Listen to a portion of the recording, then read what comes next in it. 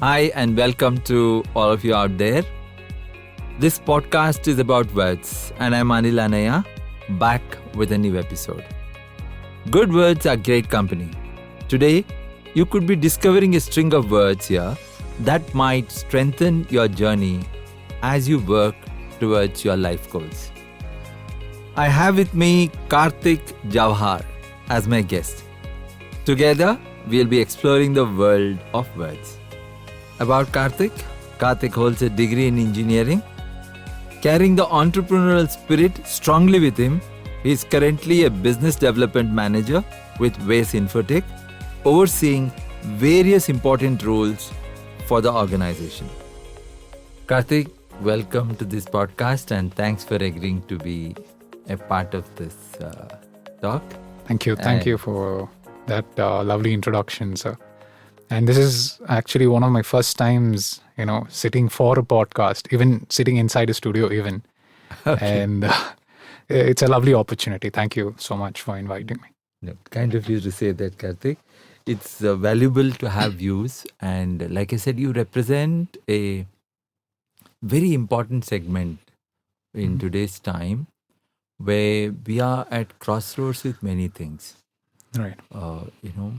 There is the advent of AI, which is coming. Conventional route maps are more or less juggled, if I may put it that way.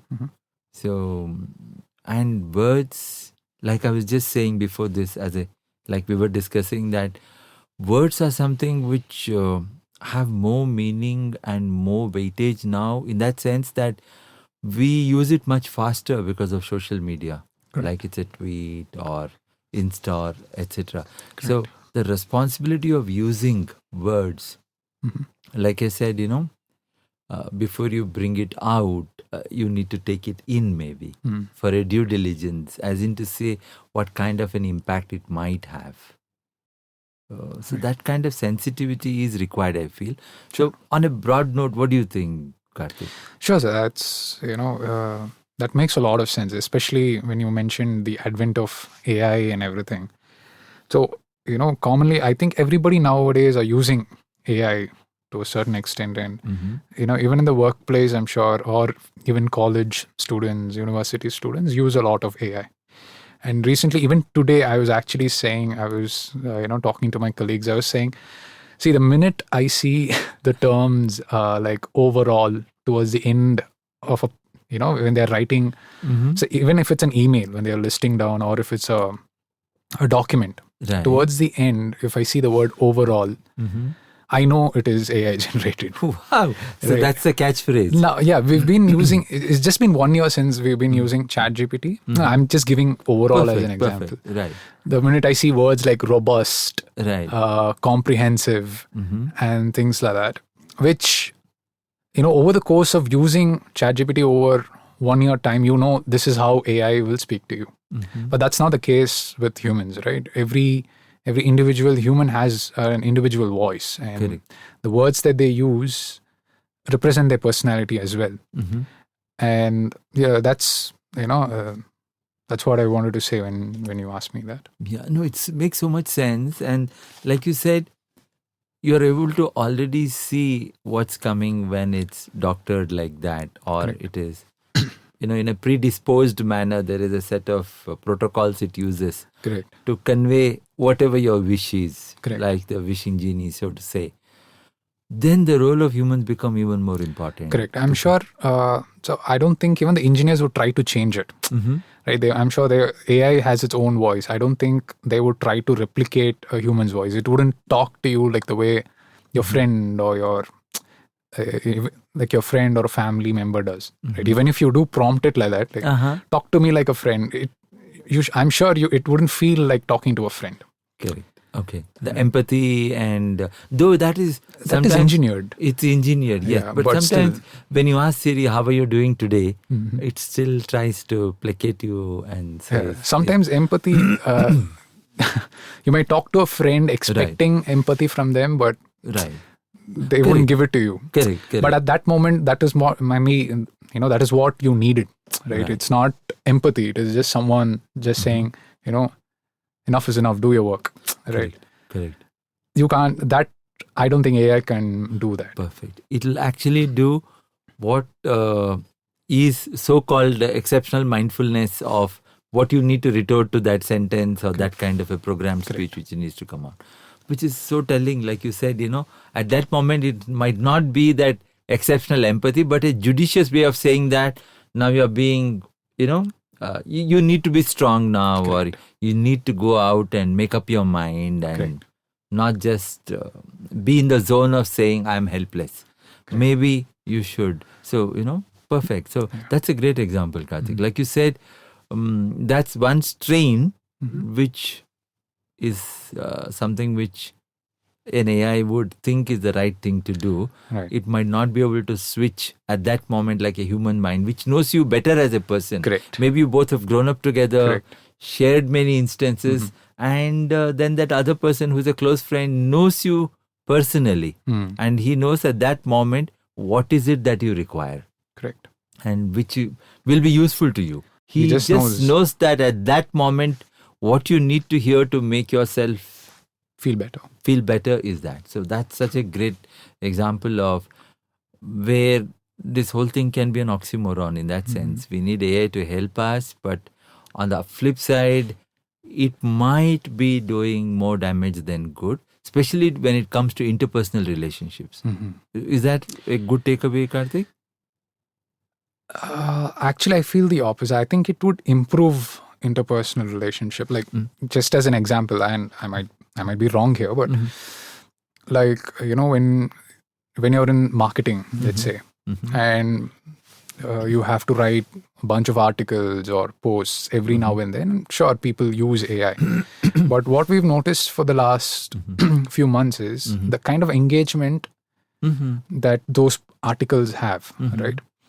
It is always better if you take the input from the AI and then write it, by yourself. You just use your own words. Those kind of articles have a better impact, is it? Engagement, better engagement. People want to read that. Now, I think they've read so many AI generated articles, AI generated posts now in written form that they want to read something authentic. They want to read something that is given to us by a human being. And human beings do make mistakes. Their sentence formation wouldn't be 100% correct. There may be grammatical mistakes here and there. But I feel that is more appreciated now than before. Right? Because of, it is human. Yeah. I mean, so hence even interpersonal written format, basically, I think people do find out if this is AI generated or not, even if it's a simple mail. Right. But the time you write it genuinely, if, whatever emotion you want to express, let it be anger, happiness, whatever it is, if it's your own words and you're not taking the help of AI, that has a better impact is what I've noticed, at least in the workplace. Which is good, which is, so the difference can be made out how? It's built in our psyche to know if it's human or not? Yeah, basically just that. You pick up patterns, right? Human beings are known for picking up patterns. We survived. Yeah. So the more we use AI, the more patterns we recognize. And we're like, okay, that's how we differentiate. Initially, it might take some time. And then once you get used to it, you might pick up on the pattern. I'm sure, like, when I know if it's Anil Lanaya, I know this is how he speaks, this is how he writes. These are the emojis that he uses. Right. I'm sure if it is Karthik, this is how he speaks. Perfect. Yes. But that can't be replicated, is what I feel. Because that's like, so now I'm 26, so 27. So that's like 27 years of data that has been input in you. Correct. That have shaped the way you speak and the words that you use. So I don't think an AI has that much of data that it can speak like a human being. At least not anytime soon. Maybe in the future. But we are, your take, because you will be living through, times, like I said, at your space now, another 25 years of, so to say, where lot many things need to get done in terms of shaping your vision, then putting it on ground, then impacting people, and then, the whole cycle. So there how do you see the role of a lot of material being, like you said, articles being written with the help of AI, corrected, and it asks you questions like, do you want it to be persuasive? Do you want it to have impact? Right. So it kind of asks you a whole lot of questions so that it can tone it in such a way. But one thing I have seen is it is able to sometimes able to decipher what the meaning is. Like in my case, twisting words and true meanings is the way it is. So what I write as quote is not exactly, you need to really see the inner perspective of that at times. But if you just put it across through Grammarly and ask, it is able to, is able to kind of understand and then tell you what it really means. Right. In that sense. So that way I think it is able to learn and adapt and not reflect maybe, but it is able to adapt and respond because it has got enough data to process what could this juxtaposition of words could mean, and then it is able to come. But that being part of what I would say is like a tool. But how do you see when people are going to communicate, Karthik? If there is, written communication, like you said, is going to be quite suspect because people might not be willing to spend the time to actually put themselves out to write long letters, mails, write copywriting as in what was conventionally called in advertising and marketing material. So when that happens, do you see, like you said, there is better engagement now, but they're still looking for more authentic if it is human. So how do you see the whole bandwidth of communication moving? Will it become more like what to expect, or how will it be? I feel like people would be more careful in the words that they want to use. Right.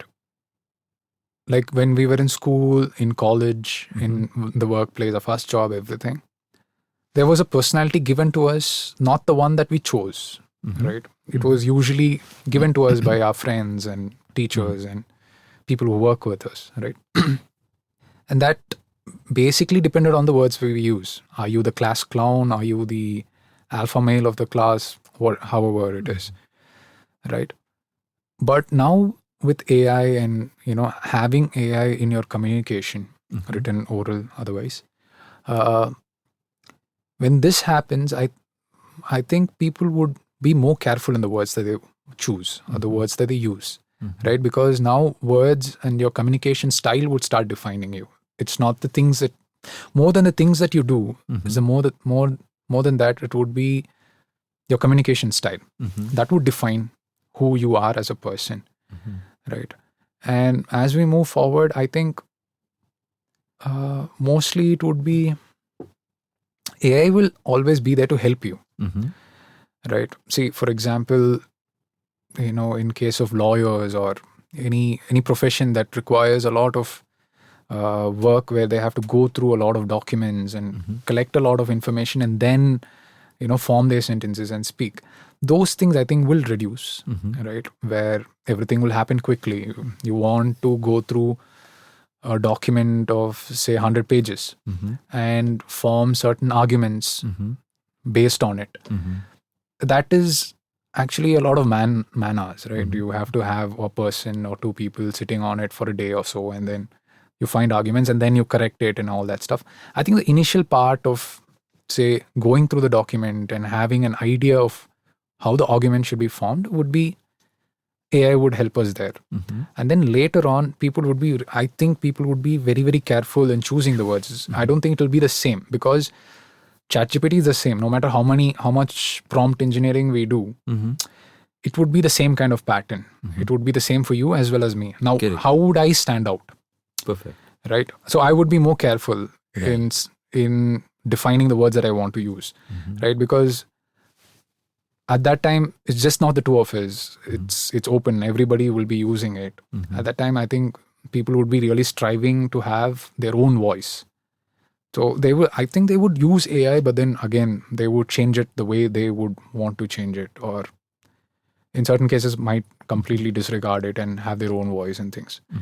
But yeah, the synthesizing of the information, I think that would reduce. That would reduce, yes. Yeah, people wouldn't spend time on it. The initial rummaging through data. Correct. That kind of gets into silos very quickly. But then, like you said, how to use that data and give it your voice and your persona, I think that will be the defining. So that means it's even more important now than to, understand the power of words and thoughts and things like that. So you can really, find your voice.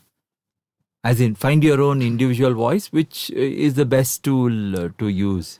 Correct. And the synthesizing or rummaging through data, I'm not sure if it's like using AI for that. I'm not sure if that's the right thing or the wrong thing, because going through different data and data from different sources is how you form your own opinions. Correct. I know. Right. So suppose for me, the last 20 years, I've not been using AI. Whatever information I have is something that I've read or noticed or experienced. I'm sure you have more experience and more data from different sources where you can connect the dots and, form your own opinions about it. Correct. Now that the rummaging of data synthesizing data would be taken off, or AI is going to do it better than we would ever do. I'm not sure if people would have a strong opinion on things. It's a lost opportunity. Yeah. Where you actually have not done the work. You've not gone through different sources. That mile and then not really sense that mile, if I may put it that way. Because sensing the mile is not, that's what you get by walking the mile and not driving through. Correct. Kind of thing. That's very well said, Karthik. Like you said, finding your own voice might mean that you might have to do a lot of things which were done before, finding your own data and then trying to read through at different points, because at different times it might help you reflect in different ways. Correct. Circumstances, correct, moods, times, influences, etc. So I think it's going to be pretty interesting. Like you said, most of the time we'll be known by what we say, and people interpersonal, as in meeting might be, because of distances, travel, etc. People might be using communication as in who they represent as themselves through words and pictures and things like that, right? Correct. So it's any media, which is like the way people are connecting with each other is through media now. Karthik. It's very rarely people just drop it on somebody and and there you are. Hey, that is not going to happen that easily. Yeah, I think COVID played a huge role in that. Yes, the 2 years of lockdown, I think the entire interpersonal relationship, I think that got a huge hit. Yeah. Right. We don't see as much as celebration. It might be your apartment complex or the friends near you, your neighbors and things like that. I'm not sure if it's for everybody. For me, at least, I've noticed that it's significantly decreased. Right. People don't want to engage as much as they did back then. Just meeting people, just going for a chai even. I think all that has reduced a bit. Yes, it has. Right. And also, I think this whole factor of overtly too much of communication in terms of, the germophobia, not in that sense, but COVID really dawned it on us. Correct. That you need to be masked, you need to, in a way that being in a space, you are under threat. Life threat, not even just a threat of, what was taken for granted that people get together and, you don't have to be overtly sensitive to what the other person could possibly be carrying as an ailment.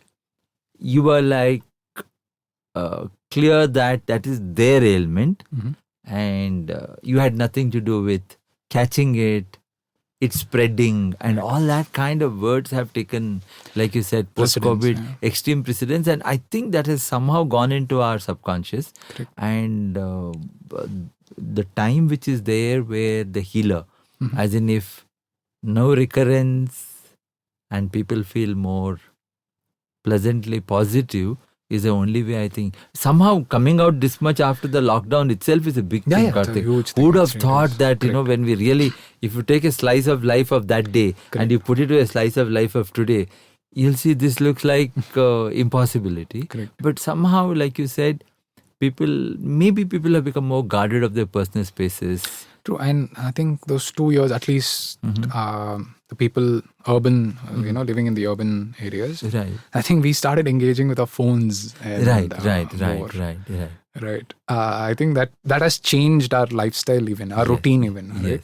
Yes. Earlier, you might have to go after work on Friday nights. You might have to go out for drinks. Correct. Now that you've been used to Netflix and Prime, you want to go back home and actually you're waiting to see what is Netflix going to throw at you or Amazon going to throw at you, and say that this Friday arriving, they've got the Friday night caught on like that. And I know, so there is a change in the social behavior, Karthik. There's no doubt about it.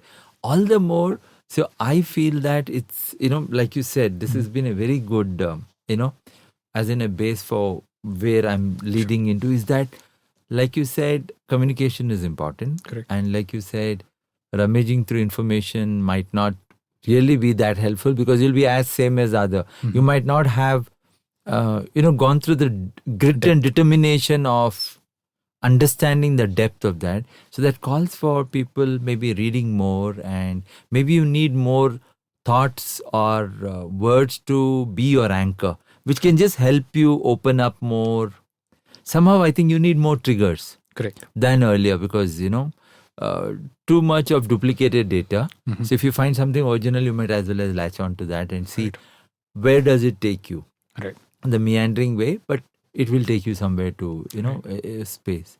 So in that case, I'll throw the first question at you, which is there. Do you find your calm and peace with philosophy thoughts? Philosophical thoughts, not so much, because it actually, I think philosophical thoughts, I'm sure it's like, what is the point of life? Where is this going? Those kind of thoughts. I think people have always been pondering on questions like that. And we have given terms for each. Like, suppose if you have those kind of thoughts and it's really pestering you when you're around, in your 40s, we call it midlife crisis.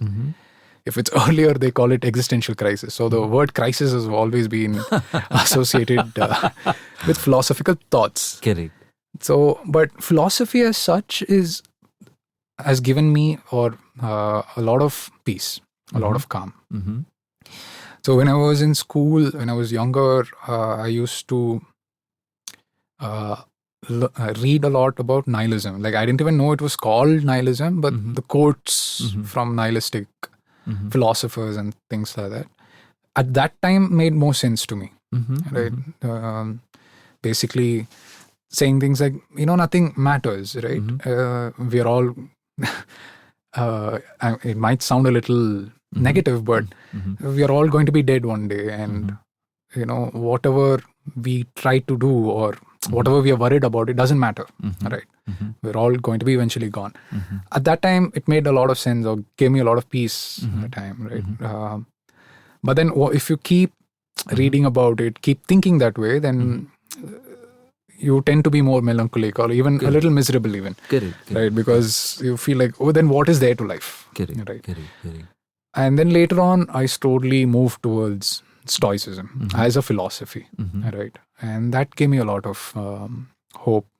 And it still is one of the standing philosophies I even talk to people about and things like that. Like, if things are really bothering you and you need to hold on to a particular philosophical thought, take Stoicism, right? Things like, you only worry about things that you can control. Do not bother about things that you cannot control. That being that, and the 4 pillars of Stoicism, right? Temperance, fortitude, prudence, and justice.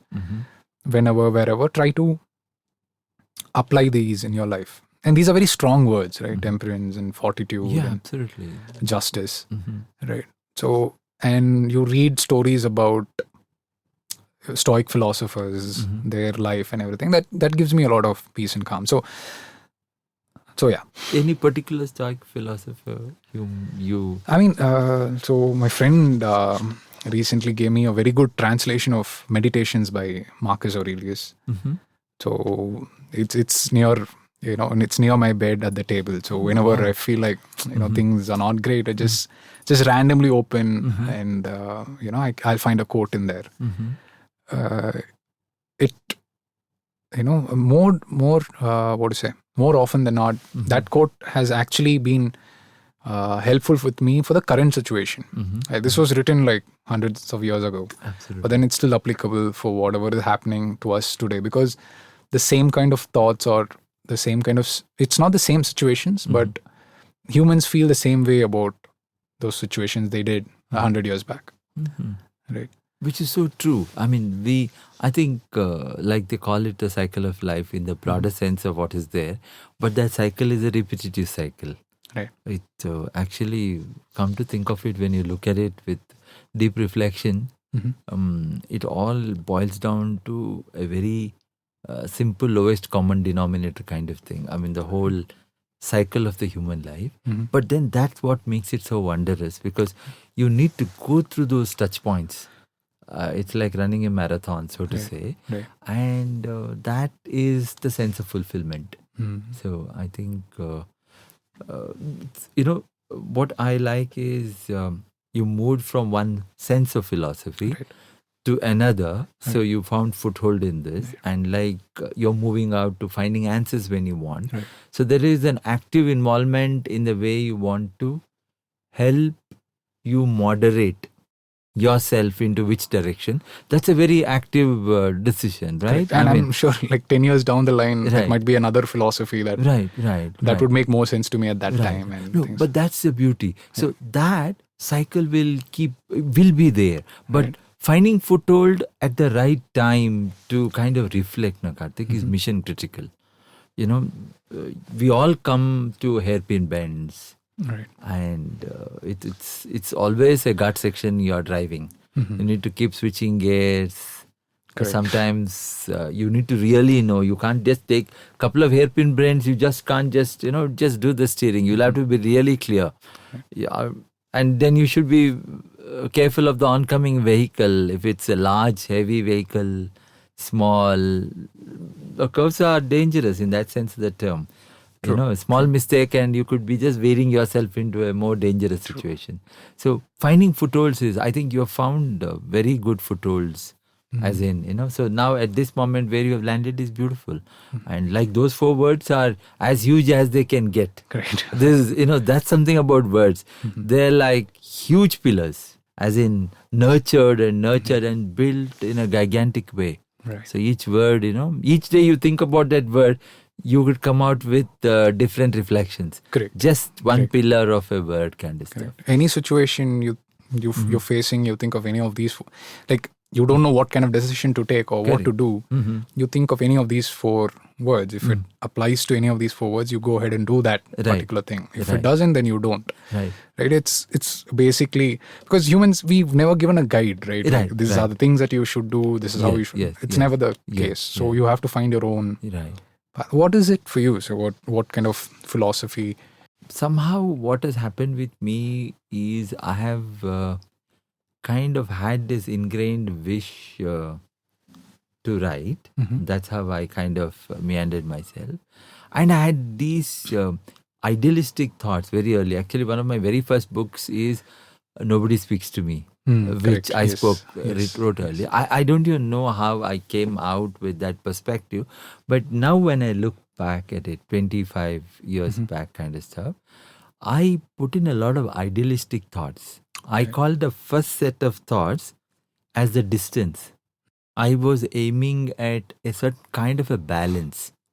Right. The balance which usually is missing in, most of the time, where you, at a personal level, at a physical level, at a overall mental level. So I was looking at something called harmony, and that harmony I thought would come if there were certain idealistic touch points we started believing in. So those are the set of idealistic thoughts which I wrote, which I called it the distance. So if you kind of are able to, put those things into action, then that distance would help you reach far more fortunate destinations as humanity. Not in terms of only personal, because I thought, one person being happy is not something called fulfillment. If you cannot kind of have the whole society as a whole, everybody at a level of Zen, so to say, that resonance will not be there. True. And it becomes a skewed thing, Karthik. So I think my initial readings were, I was into reading novels and books and the usual triggers. And I, of course, moved on into, being an ad photographer, because photography was my love as a visual language. Right. So I found a career in that, then moved on into writing films. So, but all this gave me an opportunity to meet people. Photography means you need to take a stand on what is a composition, how do you light it. You need to talk to the subject. Right. If it's for a product, then you should know what needs to get into that frame. If it's a person, if it's a child, if it's a corporate leader, we were doing a portrait. So I think all that, meeting various kinds of people, Karthik, that's it. I got exposed to a whole lot of people, and not one kind of people. See, I could be doing granite shoot today, and tomorrow I could be doing a corporate CEO, and then I could be doing something with a child who is supposed to be in a brochure. So that way I thought, maybe that multiplicity of roles, but I saw one common thread, Karthik, that there is a need for balance in the way people express, the way people act, and society needs to take certain, stands. So all these, I think, came early. So that was my first. So nobody speaks to me, just taking this chance to say what. Sure. Nobody speaks to me is actually, me in that is the inner person. So nobody speaks to me. The whole idea of saying that, putting that in the book was, people would not have understood that. That was my first book and the first title. Correct. And the first title itself was in that way, where it was a twisted word with true meaning. So nobody speaks to me literally means, oh, I'm complaining that nobody is actually, but that was not. Nobody speaks to me was that people are not in touch with their inner persona. So, and that was from mass communication angle, that we create communication, which is mostly to entice, not to really connect, communicate, and reform. So then I moved on into making films for social impact and that space. So now I can see some active decisions which came through. And I think that was partly because I was pretty religious. At the age of 21, I had my guru who, gave me certain mantras. I was interested in learning them and practicing. And that was pretty interesting phase, because I was doing everything that you would do as, so to say, as a regular person. But all these things, I think, shaped me to understand the philosophical side of life. I mean, what we call as the reflection part of life. Not just action-oriented, but you take time to step back and then look at the larger purpose and action, the more of the ikigai kind of thing. So that came into alignment, I think, because of some early serendipitous kind of choices.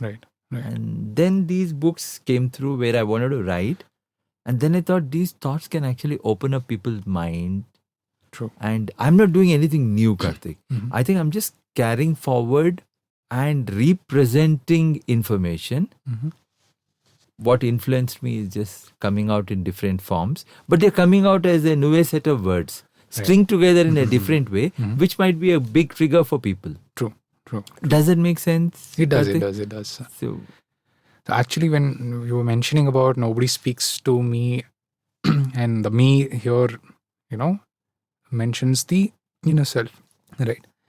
So what I was thinking basically is like, in order to form words, we were just talking about synthesizing data and, forming your opinions and things like that. But I also strongly feel that I'm sure everybody goes through a set of experiences. Right. Absolutely. But to form sentences on it, to explain it, things like that, we would find it really difficult. It just not be experiences, even data for that matter. Right? We might find it really difficult to use the correct words, or what words should I use?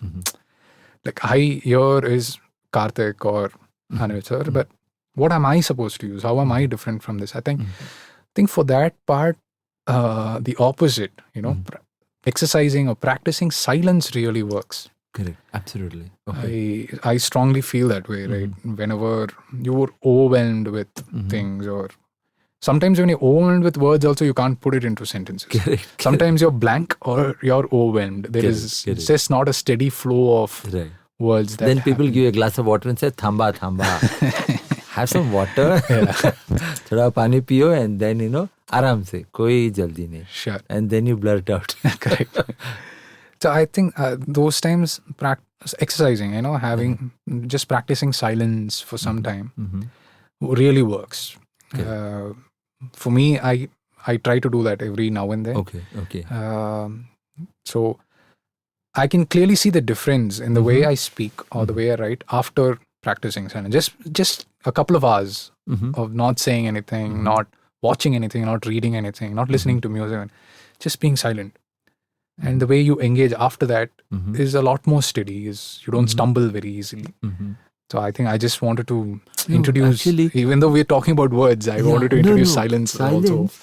Is the most powerful part of words. To tell you the truth, like you said, that's why people meditate, or even people go to Maun Vrat, so to say. Correct.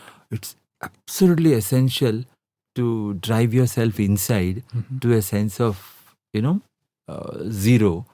And then, like you said, you just find your ground. Right. I think if you really look at how the word dhyana has come, correct, it's purely inward looking and totally silent. Correct. I think, and we need it more now than ever, I feel, because we are constantly bombarded with information. Yes. This wasn't the case even, say, 15 years back, or even 10 years back. Right, we weren't bombarded with so much information with such a short span of time. Right? If someone is not giving you information within 60 seconds, you scroll up. You said 60? I'm sorry, I thought I should give it by 10. I'm joking. But then we are adding this podcast to their misery. Of course, we have to, right? We have to play. Yeah. No, but like you said, absolutely, it's so true, Karthik, that we have information and we need it pronto. I still remember that word. Now. So somewhere we are egging ourselves into an oblivion of sorts. No, it's true. So then that space, like you said, silence, reflection, getting grooved into the right philosophy, which can give you answers without having to go search and rummage through a book by the bedside. But all these, Karthik, are critical. And I think you have found your groove at this space and age. All the utterances and the balances which you are putting into practice and you are actively participating in practicing, I think it's properly guided, and you have found that what is important, what is not, and what is posturing and what is not. It's very important to know very early who you are, right, Karthik? I mean, I think you have found yourself very clearly over a period of time, I would like to think, and you're pretty clear that this is what I stand for and I feel comfortable here. This is my groove and this is the way I move. There's no need to do any false move. There's no need to do any, most of the time I think we lose the way when people, unfortunately, find being, putting up a pretense as a more stronger persona than being original and absolutely the way you are. I mean, sorry for interrupting. So when we were young, you're commonly told, right, you need to be more matured, you need to be more matured. I've never understood that concept. And also you have to be like the neighbor's kid. Correct. Sharma ji ka. Sharma ji ka beta. नहीं वर्मा जी बना देते. Sharma ji बहुत हो गया. So you're commonly told that, but I've never understood what that means. Like, so being mature, does that mean you grow older? Right. But I think, at least the way I see it, is maturity is when you realize you don't have to pretend, right? You just be yourself. Absolutely. When the minute you start accepting that is when I think that is maturity, right? There is no need. I'm sure. I mean, when I still do. I can't say I don't pretend anymore. I don't put up a pretense and anything. Right. We still have to. There are situations that put you there, Right. but predominantly, but that should be in your control. You shouldn't lose control of Absolutely. where would I pretend and am I the real self or the pretend self? People shouldn't be confused. Correct. And you should definitely not be confused about your self. I think maturity is that, right? Finding your authentic self and being joyful about it. Correct. You're so kicked about being yourself that somebody has to say, nazar lag jayegi jara, sambhal ke. You know, that kind of stuff. Correct. I think every child should aim for that as they bloom into, through the teen years, especially through the teen years, and as they move into adulthood, that their authentic self is precious. And I would like to think that parents should make it pretty clear that we want you to be your authentic self, and without any thought of, as in, I wish you were like that. You are perfect. Correct. In the way you are. Yeah. More appreciation towards the authentic self. Yes. I think because when you're young, when you're in your teen and all, the only people you look up to, not the only people, one of the people you look up to are your parents. Correct. Or your teachers. Absolutely. And when you get appreciated for who you are or for your authentic self from the people you look up to, correct, that sets that sets the tone that that is very important, Karthik. I think one of the first chapters of Nobody Speak to Me was that I was looking at just one small chapter said that maybe we need societal institutions or interventions where there is no balance within the regular structures, where a child might have to go through more challenges than a regular family where everything is balanced out. So I was looking at, the children are not at fault sometimes for being falsely, put down or put up unnecessarily, over pampered. So sometimes a child has to go through so much of either the one end of over pampering or the other end of completely deprived. So somehow we need some kind of a balance where that's what I was looking at, a kind of a more idealistic balance where you don't trigger the wrong traumatic experiences or you do not, do anything over the top that actually is harming the child. So somewhere I think, like I said, then again it brings me back to words and what you say or what others say to you. All these are pretty important. Very I think, yes. like I said, simple thing, they be authentic, be yourself and, be the child Correct. You are born to be and the young adult you are born to be is a powerful message which children need to hear day in and day out without being, So all these are, I think, will only come through sometimes, direct words. Here, I come to the, the critical part that people don't like to be sermonized. They become defensive immediately. They say that, come on, I know this or, I already, very rarely people are open to sometimes taking on regular sermon. Regular setup. So here I thought this twisting word. So, it just lands on you by default and then you mull over it. It's already gotten into your subconscious and then maybe you will it'll help you act in a far more better way than otherwise. So the effort is from that direction also, Karthik. Now I bring you to the second, which is usually the first more or less leads to answering the second, but still to ask, do they help clear your mind and inspire you, motivate you, which you have already said, kind of like these words. Anything more you want to add on or any quote which you believe in, which you think you would want to share with people which will be of value, which is highly inspirational, or any instance where you feel it cleared your mind? So some of my favorite quotes or something I picked up for this particular thing is, this is again from a Stoic philosopher called Epictetus. He's pretty famous.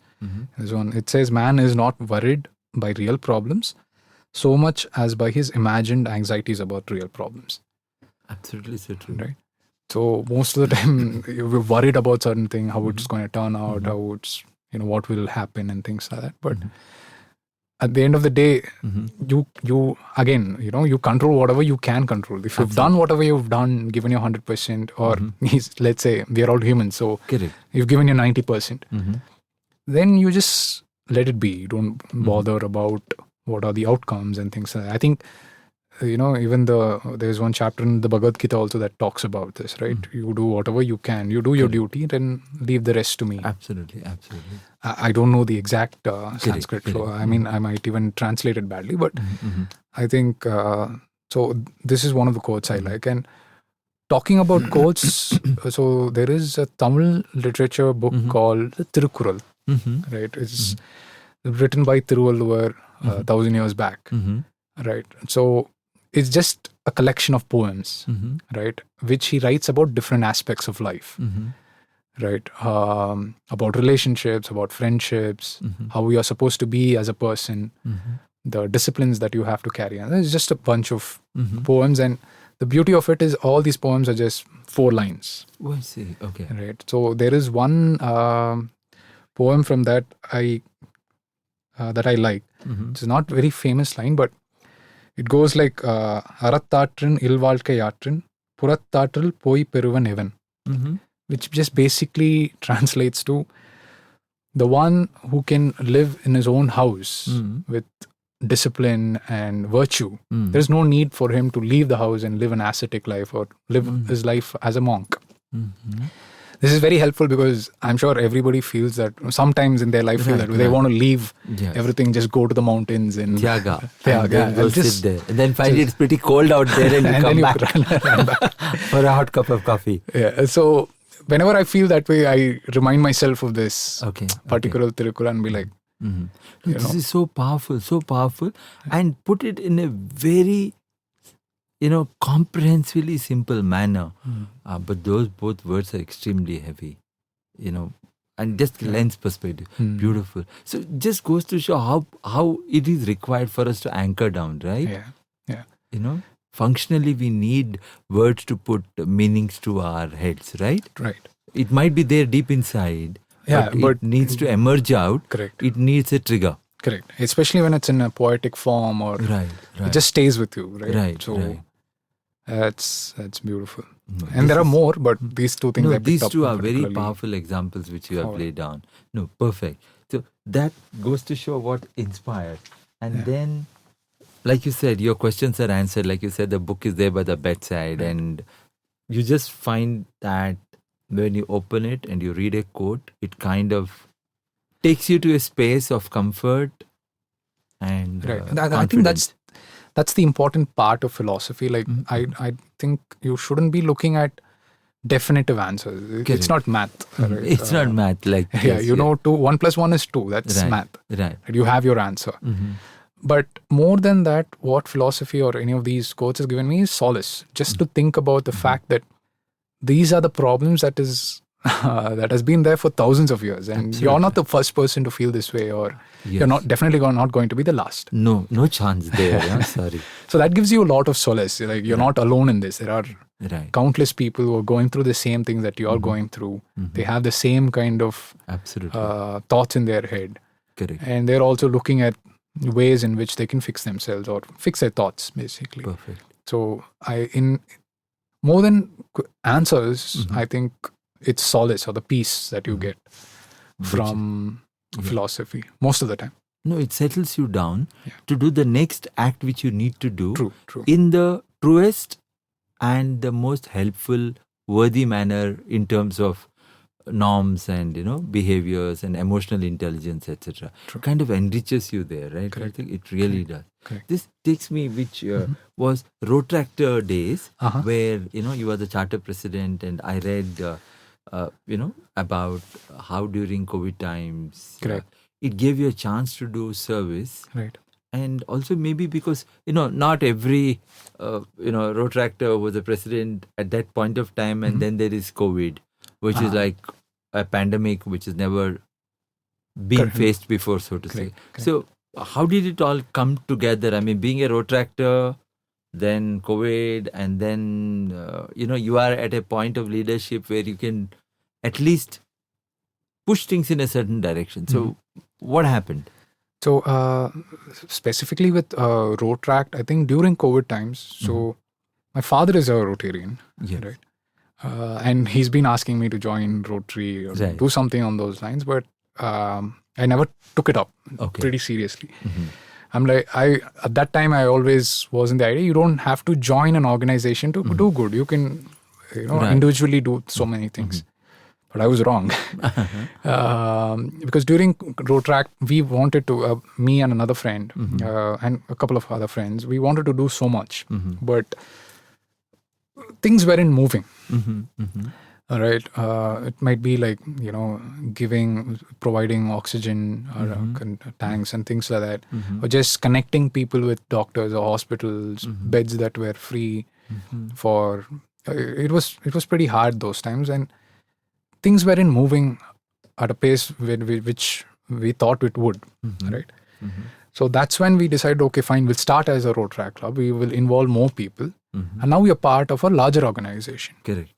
And that actually did work wonders, right? Which is why I earlier said I was wrong about thinking you don't need to join an organization to do good. That's not always the case. It's because sometimes the organization really does help.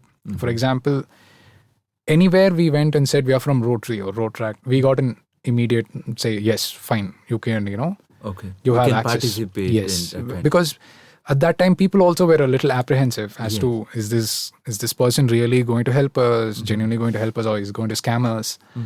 I think people were worried about that as well. The minute you open up saying that I'm from part of this organization, then there's some kind of trust that's already there. Because of Rotary, it's been there for I think 150 years now. I think so. I see. A long history. Yeah. And a lot of contributions made across and impact measured and created at that time. So that is when we quickly chartered a club and everything, and then we started working. And during COVID, I think 2021 we chartered the club. During the second wave we chartered, but we started working before that. We started calling ourselves Rotractors and everything before the club was chartered, because it gave us an immediate access and everything like that. So it was we did quite a bit during that time, and then we started, like, we didn't want to waste time, right? Which is why we didn't want to name our club a fancy name and everything. We just called it Maruti Seva Nagar because that's the locality I'm from, right? So we didn't want to, because that would again start an argument, like, should we name it this, should we name it that? And another just plain and simple, just call it Maruti Seva Nagar, move on, okay? We have to work and not ponder upon the name that we have to use. And it gave us a lot of perspective, Rotract. For me personally, coming back to words, Rotract was really helpful in the way that, in terms of appreciation, right? Because culturally, I don't know, we're always shown our flaws in some way. Like, oh, you got 95, great. But Sharma ji ka beta got 99. Hey, where did those 5 marks go? Where did your 5 marks go? Yeah. Right. So that has always been there. I think that has been inculcated from young. And I think eventually we also turn out to be like that.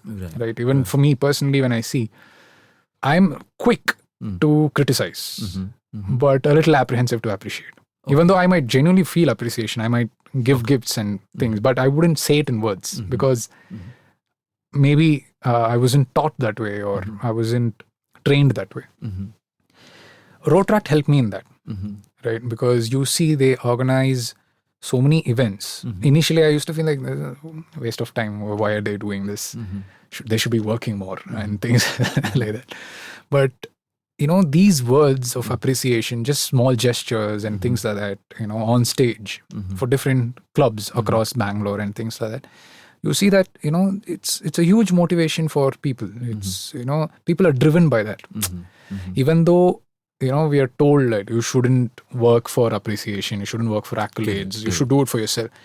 I don't think humans are wired that way, right? Words do motivate you. Absolutely. And appreciation is, really, really important. Right. So Rotaract over the course of 2 years has taught me that this is important, right? It is important to vocalize your appreciation. It's not the right thing that you feel it, but not convey it or communicate it. That's not the right thing to do.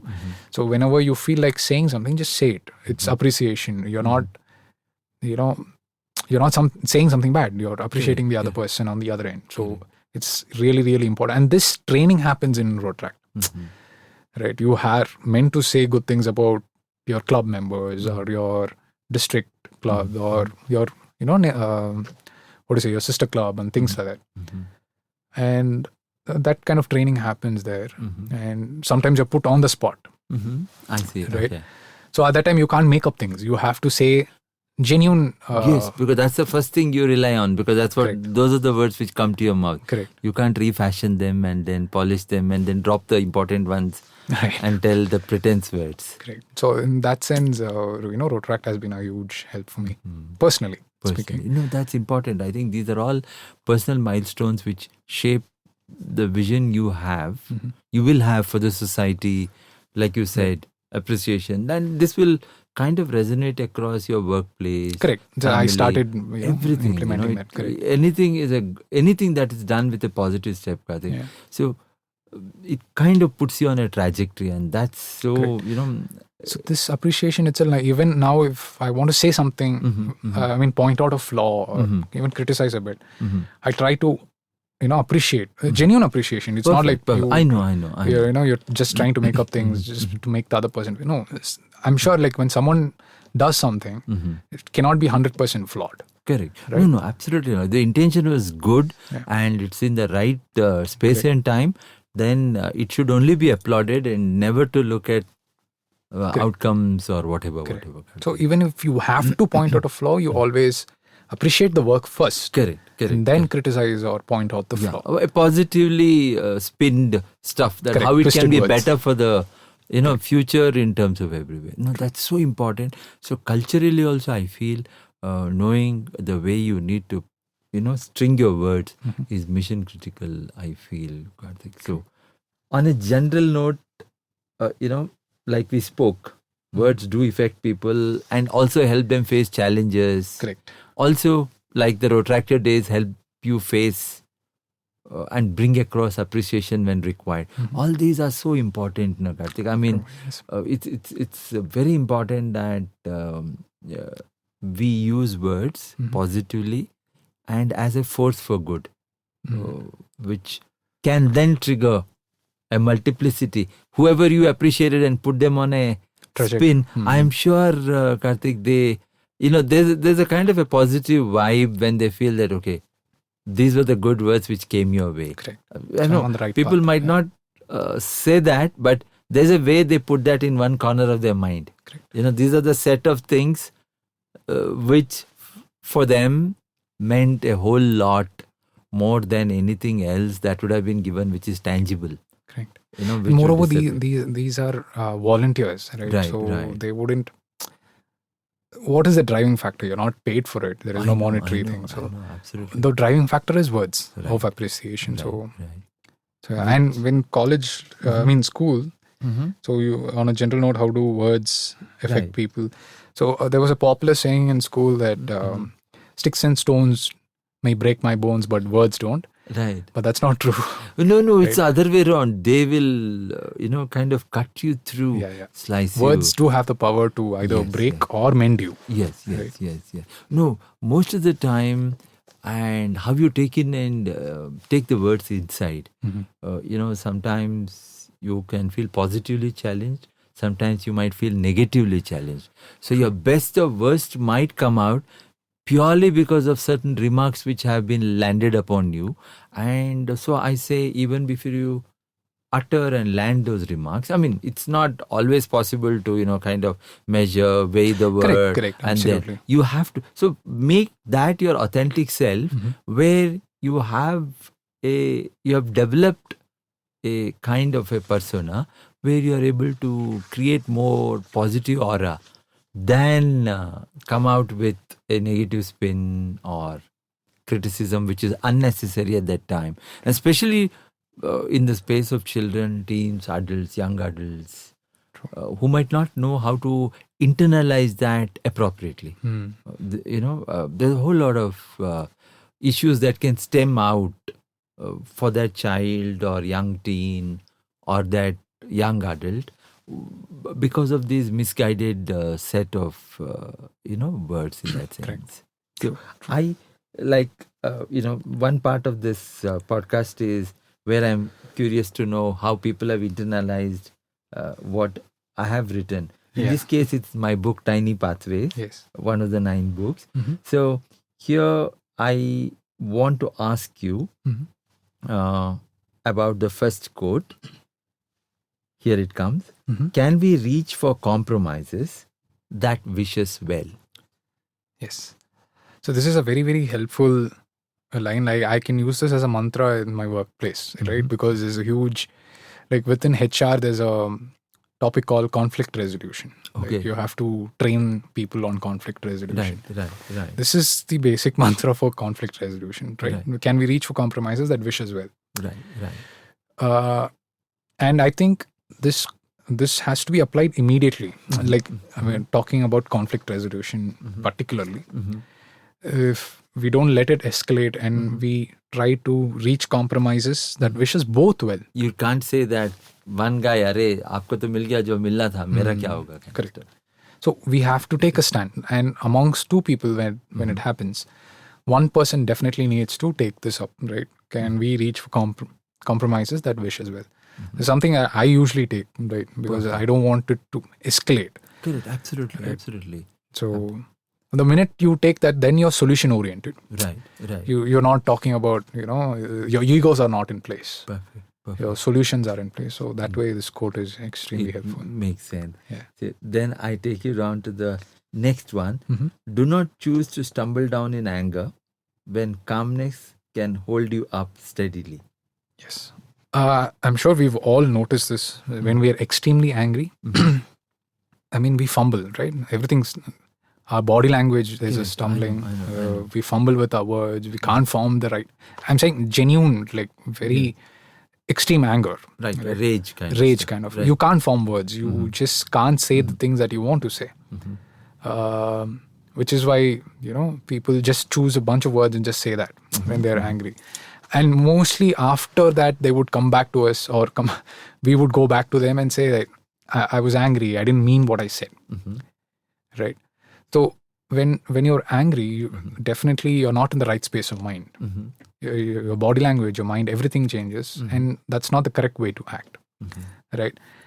Especially when you can just take a moment back, reflect and act after that.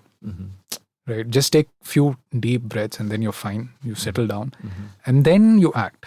So that is extremely important. See, when calmness can hold you up steadily, right? So take a moment.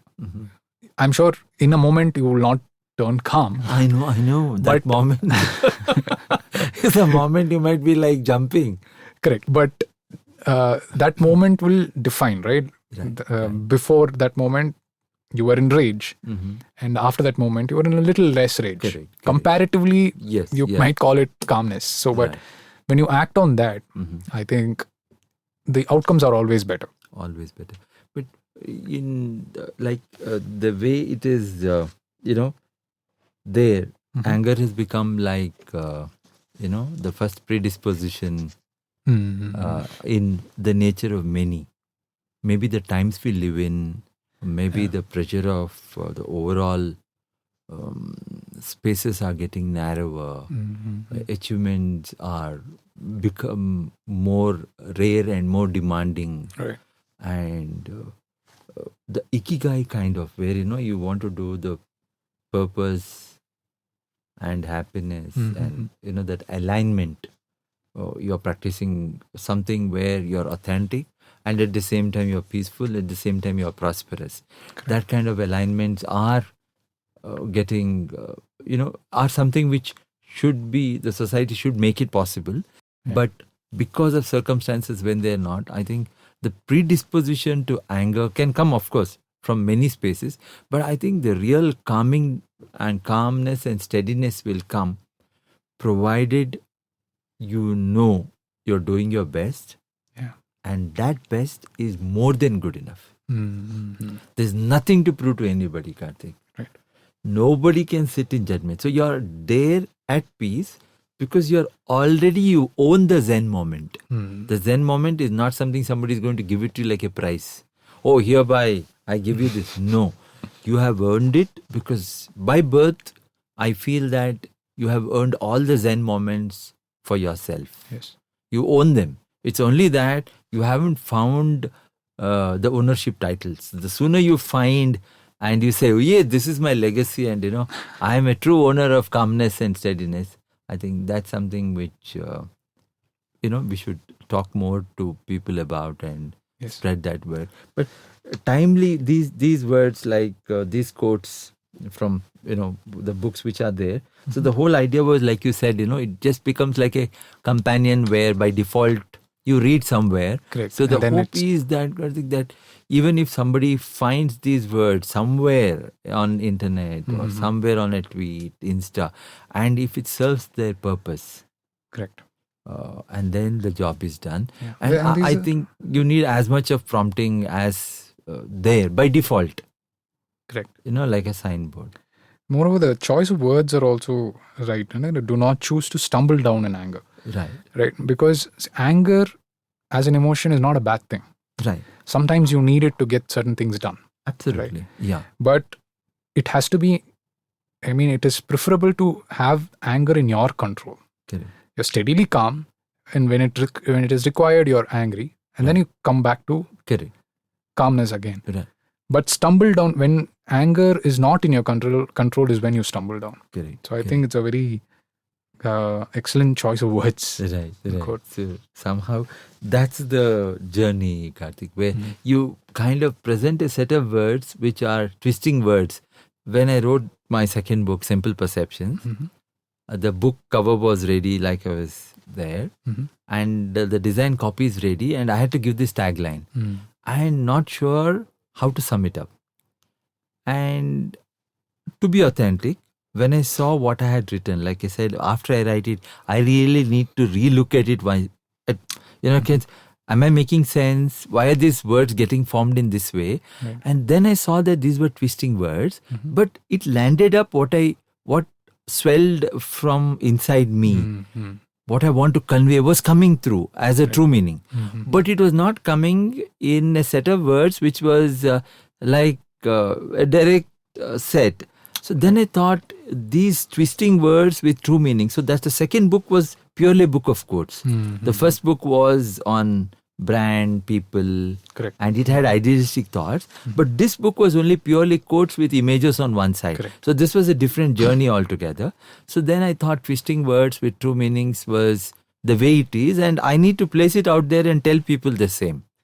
And then it started with that in 2013-14, Simple Perceptions came out, and then all the books kept up that spirit. So even now when I write, I can see that they're not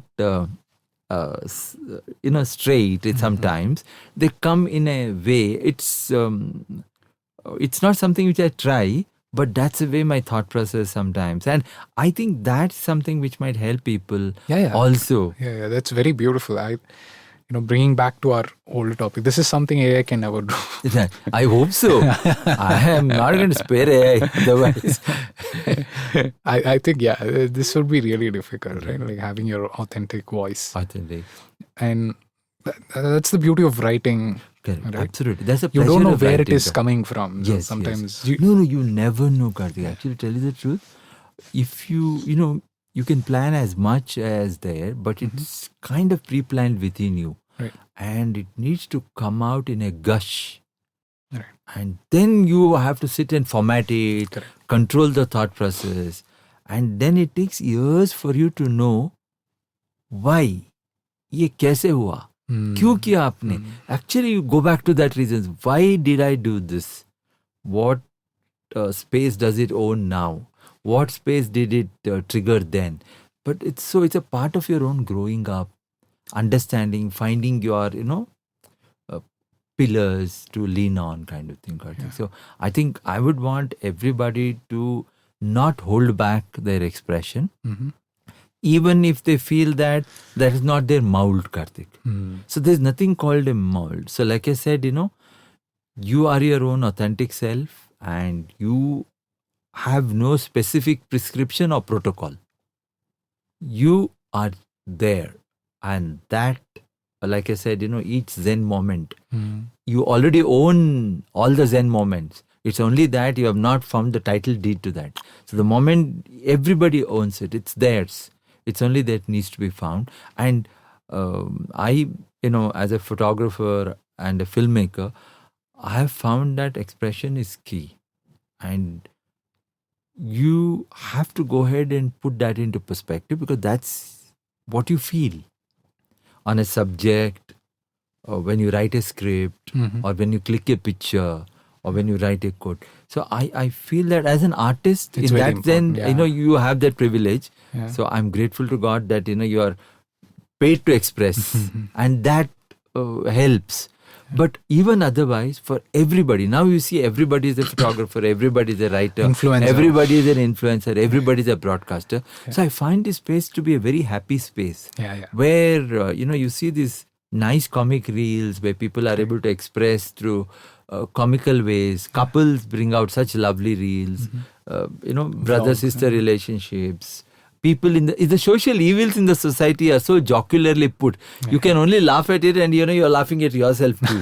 Because, it somehow reflects on what you ignore or imbibe. So it's I think communication is a great space, Karthik. And now everybody owns that territory. Correct. It's not like a few people are communicators, rest all like, pata nahi kya ho raha. Any language is welcome. Yeah. The more the regional, the better. Yeah. And globally, Netflix has made it democratic for us to watch a good film. Correct. It could be from anywhere. All you have to do is put English subtitles on. You don't know the mumbo jumbo, but you are reading through and understanding the human emotion. And human emotions are not varied, Karthik. Yeah. Across the world, people have the same reasons to be happy, unhappy, miserable.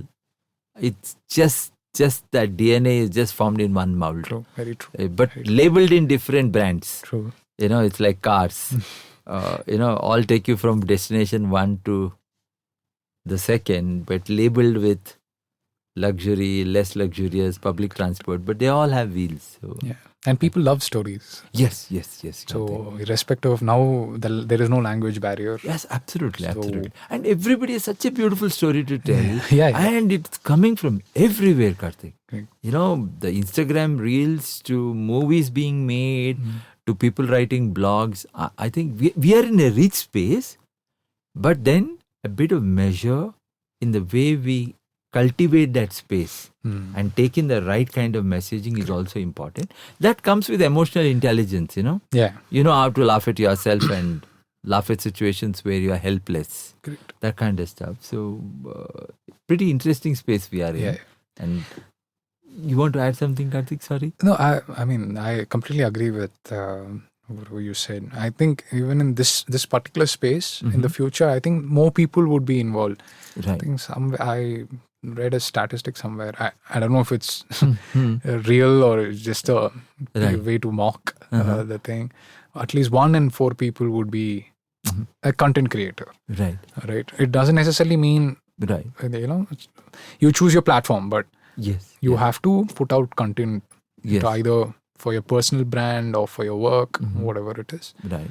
I think content creation, because now everybody is behind our attention. Right. People want, there are organizations and there are individuals who attention is the new oil, right?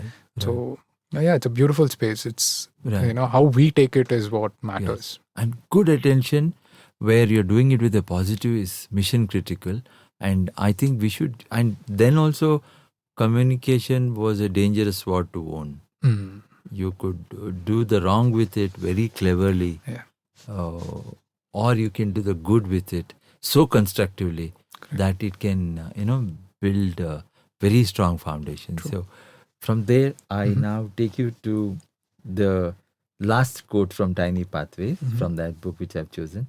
When your vanity strikes you, it will curb your potential. Yes. So when your vanity strikes you, it will curb your potential. So vanity, what is vanity? So how would you define vanity? So I think where you have overstepped yourself in that sense, where you become so vain that you think everything that's coming your way is because of you and not because of the universal, the universe has been compassionate to you, and that's why you are able to let it pass through your hands, and only for those moments. You can't hold it on to for True. Otherwise we would not be seeing fallen civilizations. We would have seen one civilization has reached the zenith, continues to thrive, and the next. So that's never the case. Right? Yes. So that vanity, and why I've written, it strikes you. It just doesn't come on you. It doesn't cuddle up to you. It doesn't grow on you. It kind of strikes you. And strike is a word which is, it kind of gives you a sucker punch kind of stuff. And I feel it's one. The way I see it is when vanity strikes you, see, your perception of yourself, like you said, when you always have an anchor, right? Whenever you're doing things, it might be, you believe in your work. Say, I will work hard towards it, right? Or it can be your faith, your God, something. There is an anchor, right? When you have an anchor, it is very easy to navigate. But the minute your vanity strikes you, when you've lost all this and the perception of yourself has grown bigger, that's when you're going to lose, because you don't have an anchor anymore. You're going to run loose. And it's just a matter of time where you will meet with an accident, and that's about it. Right. So it curbs your potential. So when the minute you have the perception of yourself, like, this is who I am, this is what I would do, I'm so great, you've set your boundary there. There is nothing else that you can do beyond. Maybe you were destined for greater things. Absolutely. That's the truth. Actually, you're always meant to do greater things if you know to measure and not be in vain. Right.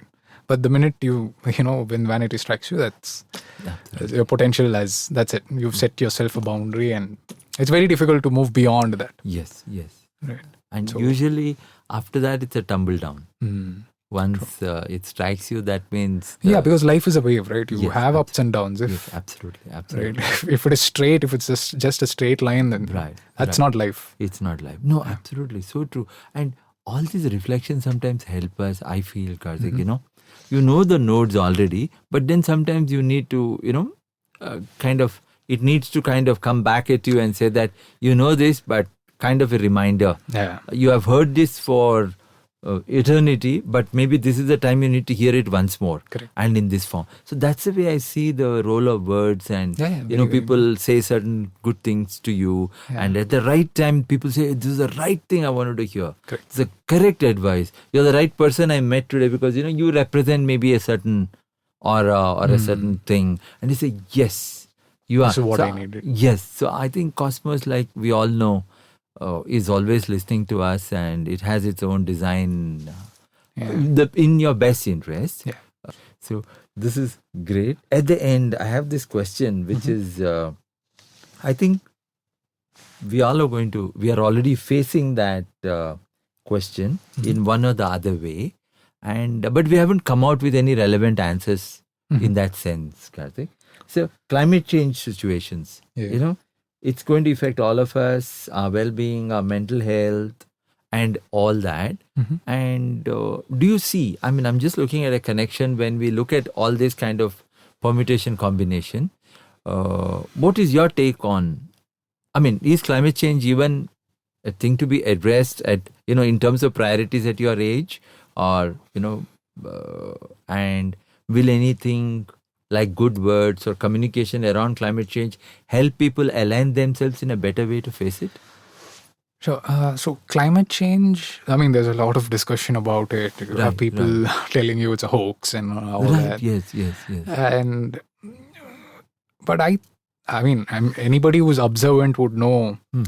I mean, you don't even need to have no science. Just observe what's happening around you. What's happening around you. And I'm sure people wouldn't deny the fact there are certain changes, right?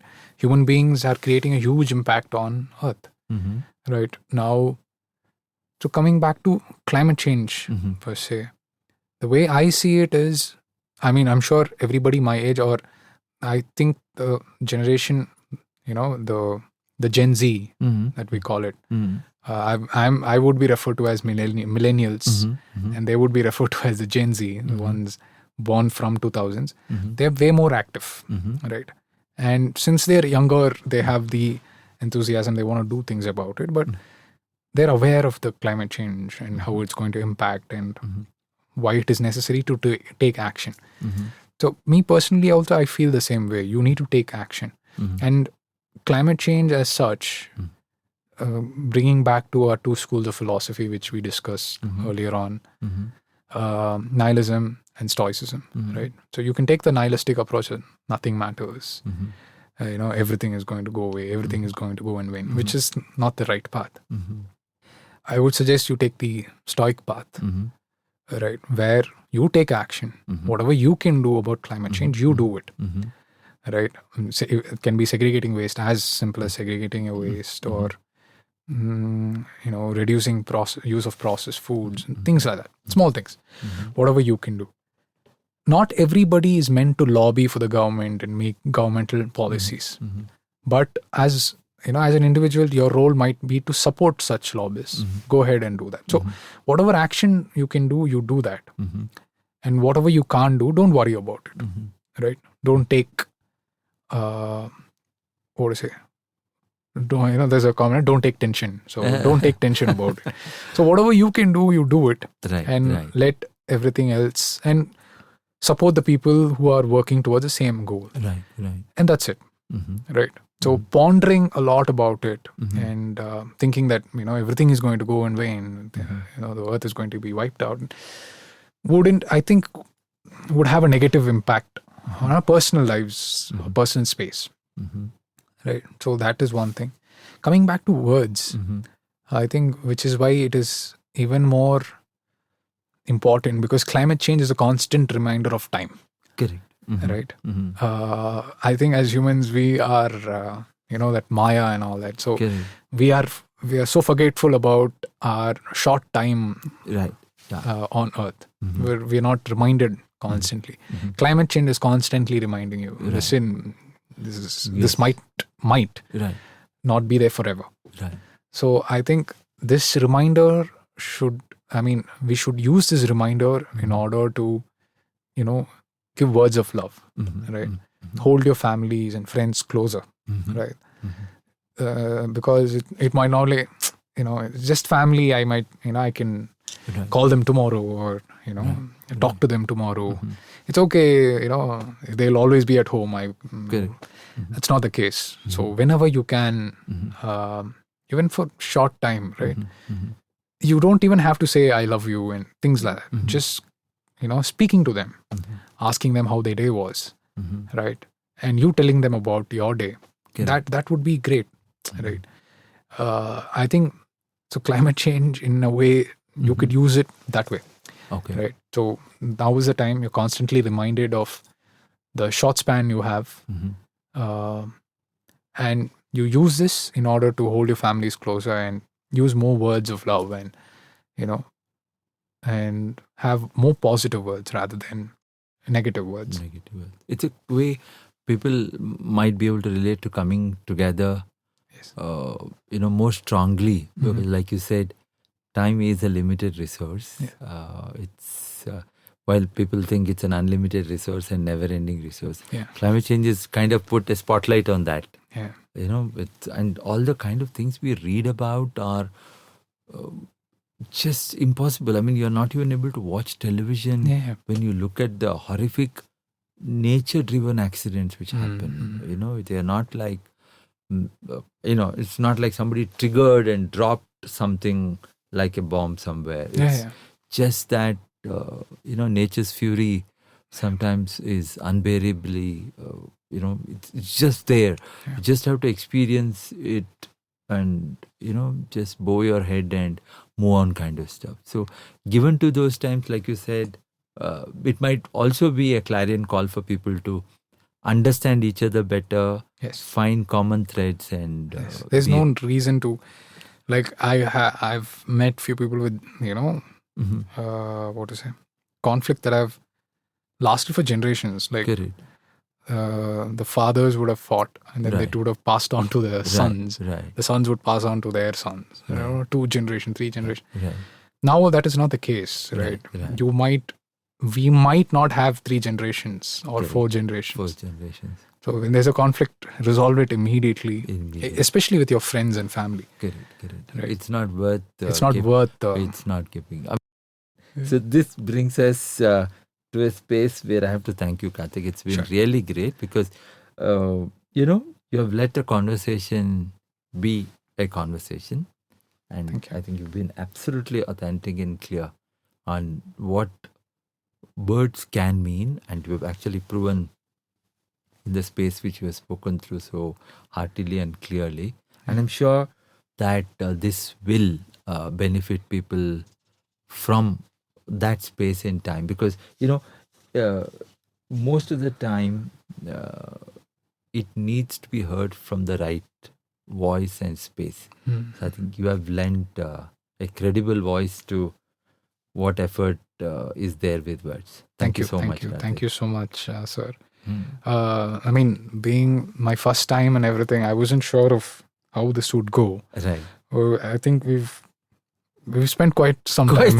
I know. I didn't think this is possible. Yeah. But it was really lovely talking to you, and this is always something to learn from the next person. And today's conversation would personally help me as well. Your insights. I kind of each time I have a conversation, Karthik, like I learn from you, and I definitely learned from you today. It's been cool, and it's been very nice that you could spend time. You saw the watch twice that time. I said, did I what is the time now? Just to ask. We can edit this out later. It's 8:20 now. Ooh. I mean, I looked at the watch because I was pretty surprised. Yeah, no. Like we were not sure how. Every conversation we really don't know, Karthik, how it goes. Unless we find the right tangents, it can really kind of be like for the, listeners, they can easily switch off and just move on with their life. But I hope not. And thank you so much for the opportunity, sir. No, thank you. And I really hope this would add value to the listeners. And I really wish you continue this journey of yours, and your work would definitely add a lot of value to all the people involved, or even listening to you or reading your books and watching your films even. Yeah. Thank you, Karthik. So thank you so much. Thank you, Karthik. So I'll just kind of sum up with the regular words which I do. Sure. To all of you out there, hope this conversation would have given you words that might help you open your minds and strengthen your journey each day as you work towards finding peace, love, joy in your life. And remember to believe in words. They have a force and power strong enough to change destinies. Words can give you courage to overcome the gusty winds. Words can give you the strength to swim the rising tides. Words can help you celebrate the power of human kindness. Words can help us fulfill our dream for a better world. We'll be happy if you could share this podcast, which I've had with Karthik, with others too. Do come back for the next episode. Until we meet again, bye. And a bye from you, Karthik. Bye. Yes. Bye to all of you out there. Thanks so much, and bye-bye.